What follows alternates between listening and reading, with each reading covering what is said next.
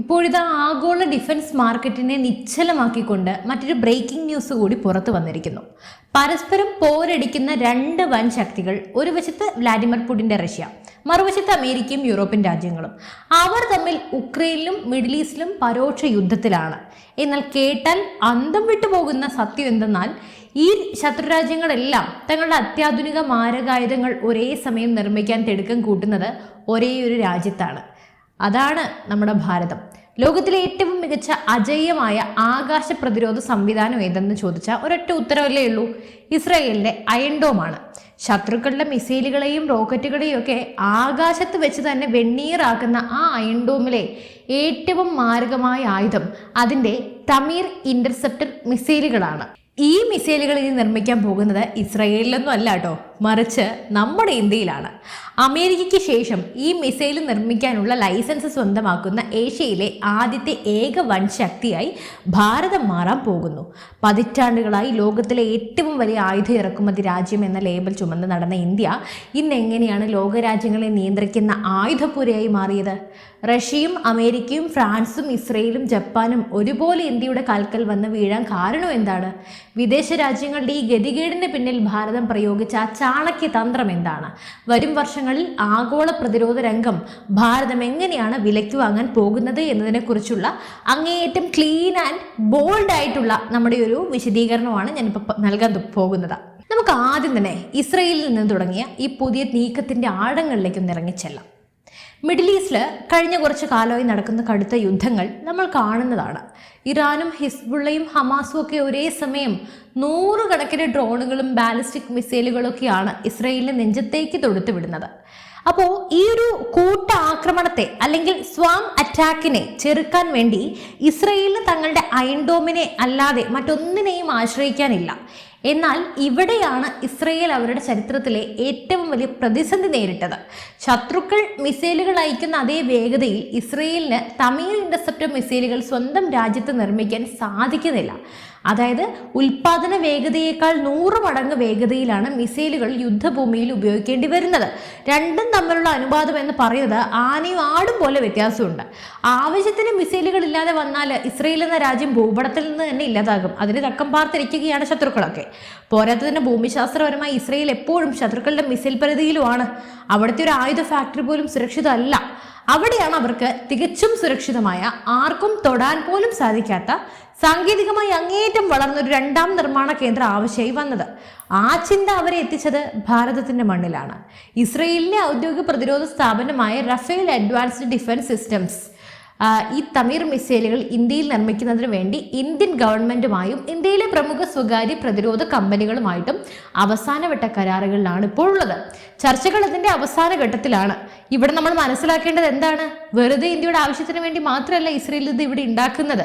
ഇന്ത്യയിൽ നിർമ്മിക്കുന്ന ഈ മിസൈലുകൾ ലോകത്തിലെ മറ്റ് 3 രാജ്യങ്ങളിലേക്ക് കയറ്റുമതി ചെയ്യാനും ഇസ്രയേലിന് പദ്ധതിയുണ്ട്.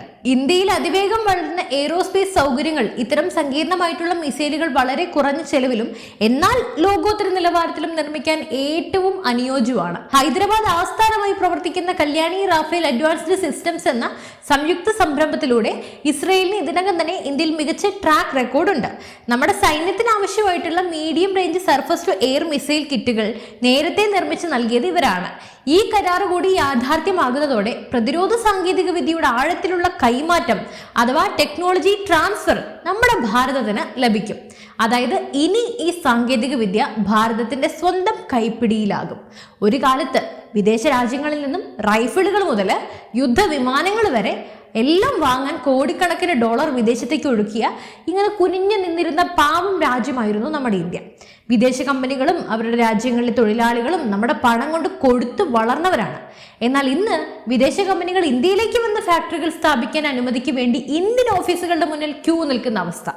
ഈ അത്ഭുതകരമായ മാറ്റം വെറുതെ ഉണ്ടായതല്ല. ഇതിന് പിന്നിൽ ഇന്ത്യൻ ഗവൺമെന്റ് പ്രയോഗിച്ച ഭയങ്കരമായൊരു തന്ത്രമുണ്ട്. അതാണ് ബൈ ഇന്ത്യൻ നയം. ഇന്ത്യൻ ഗവൺമെന്റ് വിദേശ കമ്പനികളുടെ നെഞ്ചിലേക്ക് ഒരു കഠാര കയറ്റിക്കൊണ്ട് ഒരു നിയമം അങ്ങോട്ട് കൊണ്ടുവന്നു. നമ്മുടെ പ്രതിരോധ നവീകരണത്തിനായിട്ടുള്ള ബജറ്റിന്റെ സിംഹഭാഗവും, അതായത് ഏതാണ്ട് 75% തുകയും ആഭ്യന്തരമായി ഭാരതത്തിൽ തന്നെ നിർമ്മിക്കുന്ന ഉപകരണങ്ങൾ വാങ്ങാൻ മാത്രമേ ഉപയോഗിക്കൂ എന്ന അതോടെ ഇന്ത്യക്ക് ആയുധങ്ങൾ വിറ്റ് മാത്രം കൊള്ളലാഭം കൊയ്തിരുന്ന വിദേശ കമ്പനികളുടെയും രാജ്യങ്ങളുടെയും കഞ്ഞിയിൽ പാറ്റ വേണം. കോടിക്കണക്കിന് രൂപയുടെ ഇന്ത്യൻ സൈനിക കരാറുകൾ വേണമെങ്കിൽ വിദേശ കമ്പനികൾക്ക് മുന്നിൽ ഒരേ ഒരു വഴി മാത്രമേ ഉള്ളൂ. നിങ്ങളുടെ ആയുധം ഞങ്ങൾക്ക് വേണമെങ്കിൽ, ഞങ്ങളത് വാങ്ങണമെങ്കിൽ അത് ഞങ്ങളുടെ മണ്ണിൽ വന്ന് ഞങ്ങളുടെ ആളുകളെ വെച്ച് നിർമ്മിച്ചു തരണം. ഈ ഒറ്റ നയം വിദേശ കമ്പനികളെ പൂട്ടിയെന്ന് മാത്രമല്ല, ഇന്ത്യയിലെ സ്വകാര്യ പ്രതിരോധ മേഖലയ്ക്ക് ഒരു പുതിയ ജീവൻ നൽകുകയും ചെയ്തു. ചുവപ്പ് നാടുകളിൽ കൊടുങ്ങാൻ താല്പര്യമില്ലാത്ത വിദേശ കമ്പനികൾക്ക് മുന്നിലേക്ക് ഇന്ത്യ തങ്ങളുടെ സ്വകാര്യ കമ്പനികളെ അങ്ങനെ തുറന്നു വിട്ടു. Tata, Kalyani group, Adani defence, Mahindra, L&T തുടങ്ങിയ ഇന്ത്യൻ കോർപ്പറേറ്റ് ഭീമന്മാർ പ്രതിരോധ രംഗത്തേക്ക് അങ്ങനെ അഗ്രസീവായിട്ട് കടന്നു വന്നു. വിദേശ കമ്പനികൾ ഈ ഇന്ത്യൻ കമ്പനികളുമായി കൈകോർക്കാൻ നിർബന്ധിതരുമായി. ഇതിലൂടെ ഇന്ത്യൻ യുവാക്കൾക്ക് ലക്ഷക്കണക്കിന് തൊഴിലവസരങ്ങളാണ് ലഭിച്ചുകൊണ്ടിരിക്കുന്നത്. ഇന്ത്യൻ സമ്പദ് വ്യവസ്ഥ കുതിച്ചുയരുകയാണ്. അതിലെല്ലാം ഉപരി ഡിഫൻസ് മാനുഫാക്ചറിംഗിൽ ഇന്ത്യക്ക് വളരെ വലിയൊരു ട്രെയിനിങ് ആണ് ലഭിക്കുന്നത്. ഭാവിയിൽ ഒരു ആഗോള മാനുഫാക്ചറിംഗ് സൂപ്പർ പവർ ആകാൻ ഇന്ത്യക്ക് ഇത് സഹായകരമായിരിക്കും. ഇനി നമുക്ക് ഇതിന്റെ ഭൗമരാഷ്ട്രീയ അല്ലെങ്കിൽ ജിയോ പൊളിറ്റിക്കലായിട്ടുള്ള വശം ഒന്ന് നോക്കാം. ചൈനയുടെ ഭീഷണിയും റഷ്യ ഉക്രൈൻ യുദ്ധവും കാരണം പാശ്ചാത്യ രാജ്യങ്ങളുടെ വിതരണ ശൃംഖലകൾ പൂർണ്ണമായിട്ടും തകർന്ന് തരിപ്പണമായിട്ടിരിക്കുകയാണ്. 70കളിലും 80കളിലൊക്കെ പാശ്ചാത്യ കമ്പനികൾ ചൈനയെ വിശ്വസിച്ച് അവിടെ നിക്ഷേപം നടത്തി ചൈനയെ ഒരു സാമ്പത്തിക വൻ ശക്തിയാക്കി മാറ്റി. എന്നാൽ ഇന്ന് ചൈന തങ്ങൾക്ക് തന്നെ ഭീഷണിയായപ്പോൾ ലോകത്തിന് വിശ്വസിക്കാൻ കൊള്ളാവുന്ന ജനാധിപത്യ മൂല്യങ്ങളുള്ള സുരക്ഷിതമായിട്ടുള്ള ഒരേ ഒരു നിർമ്മാണ കേന്ദ്രം ആവശ്യമായി വന്നു. അവിടെ ഇന്ത്യയല്ലാതെ മറ്റൊരു ഓപ്ഷൻ ലോകത്തിന് മുന്നിൽ തന്നെ ഇല്ല.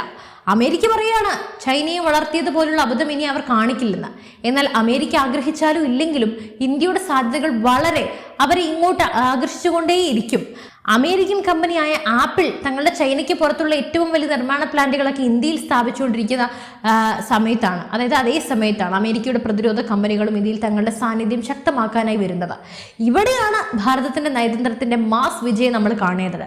ലോകത്ത് ഇന്ത്യക്ക് മാത്രം അവകാശപ്പെടാൻ കഴിയുന്ന ഒരു പദവിയാണിത്. റഷ്യയുടെ ഏറ്റവും അത്യാധുനിക യുദ്ധവിമാനമായ സുഖോയ് അതിന്റെ എഞ്ചിനുകൾ അടക്കം ഇന്ത്യയിലാണ് നിർമ്മിക്കുന്നത്.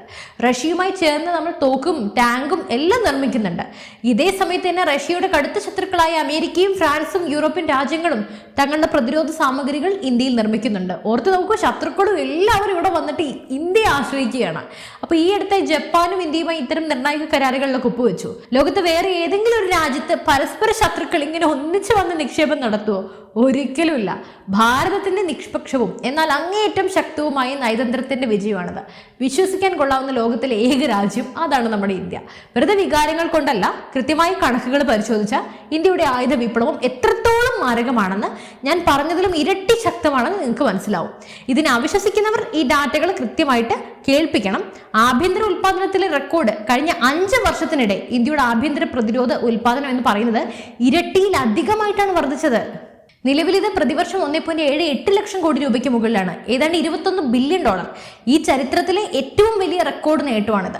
അതുപോലെ കയറ്റുമതിയിൽ വൻകുതിപ്പ് നോക്കുമ്പോൾ ഇന്ത്യ ഇന്ന് സ്വന്തം സൈന്യത്തിന് വേണ്ടി മാത്രമല്ല ആയുധങ്ങൾ നിർമ്മിക്കുന്നത്.